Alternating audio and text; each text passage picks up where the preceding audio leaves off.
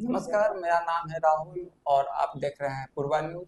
आज हमारे साथ पटना से चलकर एक विशिष्ट अतिथि आई हुई है जिनका नाम स्तुति गुप्ता है और वो भाजपा कार्यालय में आई हुई है।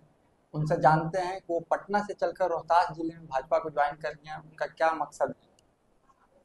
मकसद तो बस सेवा करना है, गरीबों का, जनता का।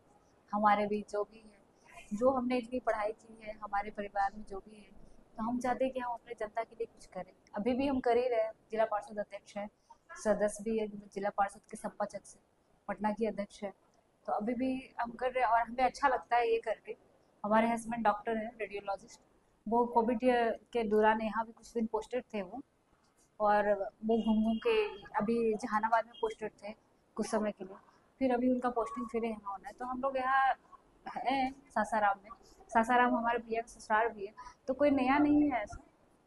तो इसलिए हम चाह रहे हैं कि यहाँ भी अपना वो जैसा करें। कि आप बता रहे हैं कि आपके सासाराम में बहुत से लोग संपर्की हैं, जी जी। तो क्या आपका क्या मकसद है सासाराम में यहाँ आकर? क्या चुनाव लड़ने का तो मन नहीं बना रही यहाँ से पार्टी ज्वाइन करके? अगर जनता हमें चुनती है तो इसमें बुरा क्या है? और जैसे आपका स्माइल बता रहा है तो उससे हर कोई समझ रहा है कि भाई हम भी जा रहे हैं। अच्छा। हाँ तो इसके पूर्व में भी जैसा कि बताया गया, हमें पता चला हाँ। कि आप पटना में जनसुराज भी ज्वाइन की थी। नहीं, ये गलत मैसेज है। जन स्वराज तो पूरे पब्लिक को कहता है कि वो हमारा ही आदमी है। बिना मतलब के जबरदस्ती करते हैं। बता दीजिए कहीं भी मेरा उसमें फोटो हो, मीटिंग हो, कुछ भी हो। कोई पार्टी से हमारा कोई लेना देना नहीं, सिर्फ बीजेपी के छोड़ के। आपका प्रोफेशनल बैकग्राउंड क्या है मैडम? मेरा एमटेक है, बीटेक एमटेक। ट्रिपल ई और एमटेक पावर सिस्टम, इलेक्ट्रिकल जो होता है। पहले हम जॉब भी कर रखे हैं एनटी ये एससीएल में और रिलायंस मिल्क में। तो आपने जॉब छोड़कर एक भाजपा में आने का मकसद है क्या है? इसका पीछे के क्या कारण जॉब छोड़े तो मुझे बहुत पहले हो गया, जब फर्स्ट बेबी हुई थी। है? उसके देख रेख के कारण ही हमने जॉब छोड़ा था, ना कि बीजेपी के कारण। और बीजेपी में अभी हम कुछ दिनों से हैं। तो उससे पहले तो हम 2-3 साल से जिला पार्षद अध्यक्ष है और 3.5 साल से जिला पार्षद सदस्य है। तो ऐसा नहीं है कि जॉब छोड़ के हम सिर्फ बीजेपी में हैं। सेवा कर रहे हैं जनता की। आज आपने सासाराम बेसिकली ज्वाइन कर लिया, जी जी। आगे की क्या रणनीति रहेगी? अब जो हमें यहाँ की जनता आदेश दे, उनके आदेश पे हम उनके लिए खड़ा है। क्या आगामी विधानसभा चुनाव में आप फील्ड में काम करेंगी उसके लिए, पार्टी के लिए? अगर पार्टी हमें उस लायक समझती है और आदेश देती है तो उनकी आदेश हमारे सराखों पे है, जरूर करेंगे। क्योंकि आप इतनी पढ़ाई की हुई हैं, उसके बाद पॉलिटिकली एक्टिव हो रही हैं, तो एक पढ़े व्यक्ति जब पॉलिटिक्स में आता है तो कुछ ना कुछ अच्छे चेंज के लिए करने के लिए ही आता है। बिल्कुल। तो, तो आपने बेसिकली, आप महिला हैं, तो महिलाओं को, जो युवा वर्ग की महिलाएं हैं, उनके लिए क्या सोच रही हैं चेंजेस लाने के लिए उनके लाइफ में? जैसे देखिए, हम भी अभी ग्रामीण क्षेत्र में घूमते हैं, अपने जिला परिषद ग्रामीण जिला अध्यक्ष है, तो ग्रामीण से ही हमारा जुड़ा हुआ है। वहाँ भी बहुत सारे, जैसे हमने देखा है कि कुछ महिलाओं में केक बनाने की आइडिया है। कुछ जो अपने मशरूम वगैरह उपजा लेती है। तो ये जो लघु उद्योग टाइप से जिनको हम कह सकते हैं। कुछ लोगों को सिलाई बहुत अच्छी आती है। तो जो जिनमें इंटरेस्टेड है, तो उनको सरकार से, जैसे हमारे सरकार से ऑलरेडी है, चल रही है स्कीम बहुत सारी, उनको लोन करा के वो घर पे बैठ के वो काम करें।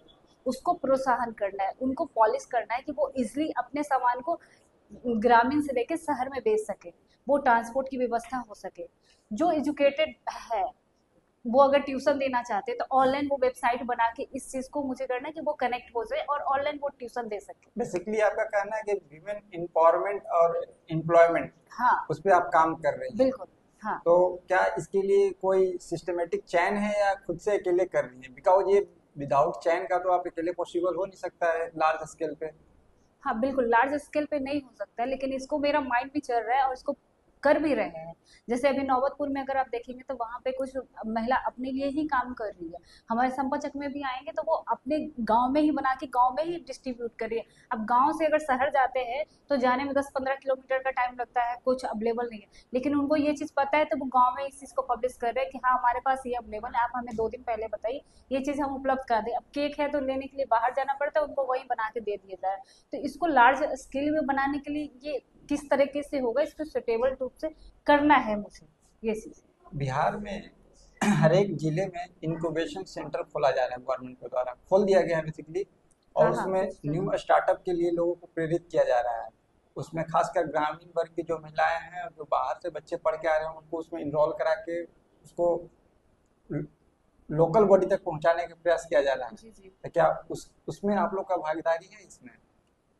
हमारा तो ग्रामीण के हर नागरिक की भागीदारी है कि उनको उन चीज से जोड़े, ये चीज है। लेकिन अब महिला क्या होती है कि उस संस्था तक नहीं पहुंच पाती है घर के काम वगैरह को निपटा के, ये चीज है। तो हमारा कहना है कि आज हमारा डिजिटल इंडिया घर बैठे क्यों ना उस चीज को करे, संस्था तक पहुंचना मुश्किल हो जाता है। तो हम चाहते हैं कि उस चीज को वहाँ संस्था घर से ही डायरेक्ट वो सप्लाई और ट्रेनिंग जो भी है उनको ऑनलाइन की सुविधा मिले, ये चीजें चल रही है। जब सक्सेस नहीं होगा तो वो बातें कहीं नहीं आ पाती है। तो जब ये सक्सेस एक लेवल पे हो जाएगी, हम भी अगर एक पावर में रहते एक ऊंचे तक, तो फिर वो समझ में आता है चीजें। बाकी हम अपने स्तर से इसको देख रहे हैं, कर रहे हैं जहां तक हो पाए। ठीक है। क्या युवा महिलाओं को, लड़कियों को राजनीतिक में आना चाहिए? आपको क्या लगता है कि उससे कितना चेंजेस हो सकता है? अगर मेरा मानिए तो 100% गर्ल्स को आना चाहिए, वोमेन्स को आना चाहिए राजनीति में। पुरुष को सेकंड, पहले गर्ल्स को आना चाहिए, क्योंकि अगर जो महिला घर संभाल रही है वो राजनीति बहुत अच्छे से संभालेगी। दूसरा कि जो लड़कियां होती है वो काफी समझदार होती है, या महिला जो भी होती है, उनके पास जो पावर है ना वो पुरुषों में नहीं है। संवेदना, जो शीलता, वो सारी चीजें हैं। और हमें तो माननीय प्रधानमंत्री 33% रिजर्वेशन भी दे रहे हैं, तो हम इस रिजर्वेशन को क्यों छोड़े। सारे को आना चाहिए। जो यंग लड़कियां हैं उनको भी मेरा है, आप पार्टी से जुड़िए और एकदम एक्टिव हुई और राजनीति में आइए। काफी बेनिफिट है समाज के लिए भी। समाज हमारा तभी बदलेगा जब महिला आएगी।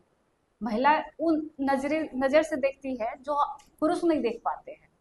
बहुत सारी ऐसी चीजें हैं जो खुद ही समझ सकती है। अब एक बताइए, हमारे समाज में महिला का जो ये वोट बैंक है वो सिर्फ घर तक ही निर्धारित है। अगर वो सदन तक, विधानसभा तक पहुंचती है, पार्लियामेंट पहुंचती है, तो कितनी चेंजिंग आएगी वो समझ सकते हैं। जो हमारी राइट्स है, जो हमारा खुद का राइट्स है, वो एक कहीं ना कहीं किताब में दबा हुआ है। अगर महिला आएंगी तो उस पर इम्प्लीमेंट होगा, उस पर काम होगा।